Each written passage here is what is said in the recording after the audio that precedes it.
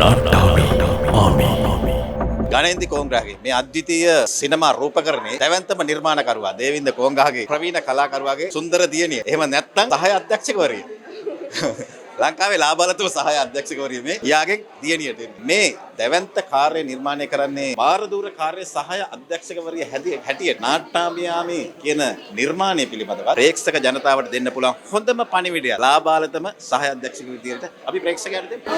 ඉස්සෙල්ලම කියන්න ඕන මගේ අප්පච්චිටයි අම්මිටයි ගොඩක් ස්තුතිවන්ත වෙනවා මට මේ chance එක දුන්නට මේ ෆිල්ම් එකේ සහාය අධ්‍යක්ෂකවරිය වෙච්ච එකට අනිත් එක ලාබාලතම ලංකාවේ සහාය අධ්‍යක්ෂකවරිය හැටියට ඉතින් මම ගොඩක් සතුටු වෙනවා. නාට්‍යාමි ගැන කියනවා නම් මේක සෝෂල් ස්ටෝරි එකක්. ඉතින් නාට්‍යාමි ගැන කවුරුත් කතා කරන්නේ නැහැ. සල්ලි ජීවිතය එක්ක සෙල්ලම් කරනවා.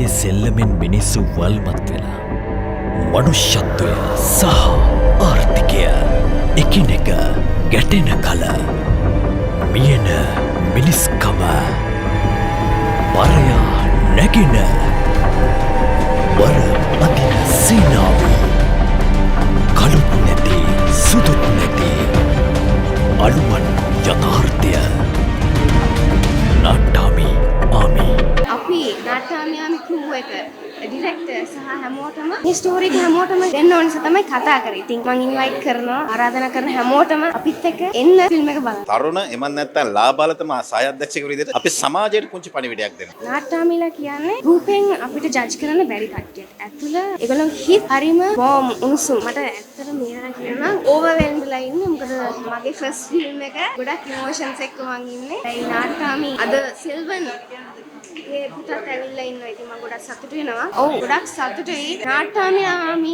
සහ නාට්‍යාමිලා ගැන අපේ චිත්‍රපටයක් කරලා ප්‍රේක්ෂක ඔබට දෙන්න පුළුවන් වෙච්ච කියන. ගණේන්ද්‍ර අපි සුබපතනවා. ප්‍රථම කෘතිය නියත ලෙසම ජාත්‍යන්තර සම්මානයකට භාජනය වෙයි. ඔබටත් ජාත්‍යන්තර සම්මානයක් ලැබෙන්න කියලා අපි ප්‍රාර්ථනා කරනවා. බොහොම ස්තුතියි.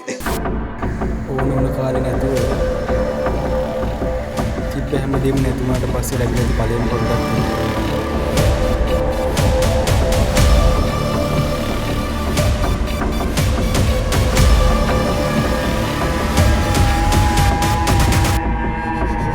මගේ දියණිය ගණේන්ද්‍ර කෝංගාගේ ප්‍රථම වතාවට ලාංකේය සිනමාවට සහාය අධ්‍යක්ෂකවරියක් නර්තන අධ්‍යක්ෂකවරියක් හැටියට මේ සිනමා කෘතිය හැඳින්වෙනවා.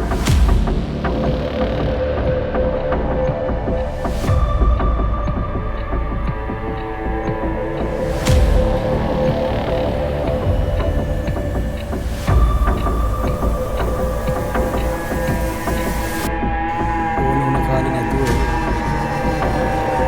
චිත්ත හැමදේම නැතුණාට පස්සේ ලැබෙන පළවෙනි පොඩ්ඩක්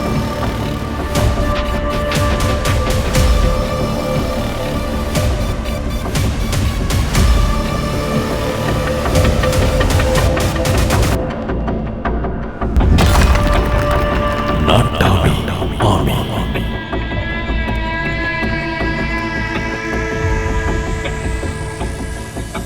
ගණේන්ද්‍රී මගේ මිනිපිරිය එයා හරි දක්ෂයි. එයා කලාවට හරිම ලැබියාවක් දක්වනවා. මම හිතනවා එයාගේ පියත් එක්ක මේ කුළුඳුළු කටයුත්ත ඉතා තවදුරටත් සාර්ථකව කරගන්නට ඇයටද ශක්තිය ලැබේවා. ඇය ඉතාම දක්ෂ දරුවෙක්, දක්ෂ කලාත්මක හැඟීම් තියෙන දක්ෂ කලාකරුවෙක් වෙන්න බලාගෙන ඉන්න දරුවෙක්. ඇයගේ අදහස් ඔක්කොම සියල්ල සඵල වේවා කියලා ප්‍රාර්ථනා කරනවා.